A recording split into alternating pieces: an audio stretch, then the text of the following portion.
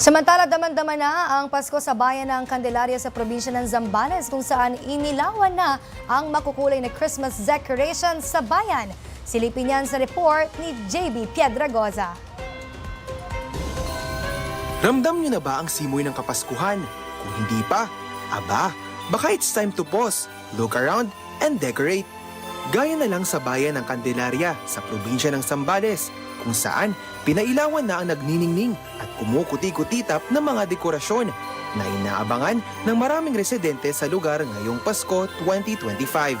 Bago ang naging pailaw, naghandog muna ng kani-kanilang performances ang iba't ibang grupo sa bayan. Nandyan ang cute na drum and lyre na binubuo ng mga mag-aaral sa lugar.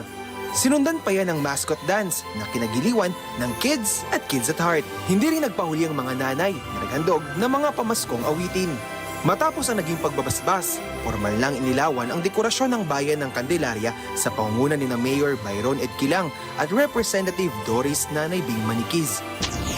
Ang kahalagahan ng event na ito ay ang mga pamilya dito sa bayan ng Candelaria nagkaisa, nagtipon-tipon at nagsaya. Dito na ipapakita yung pagmamahalan na walang gulo.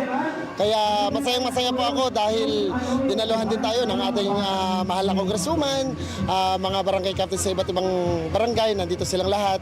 At syempre, nakita ko na walang away-away.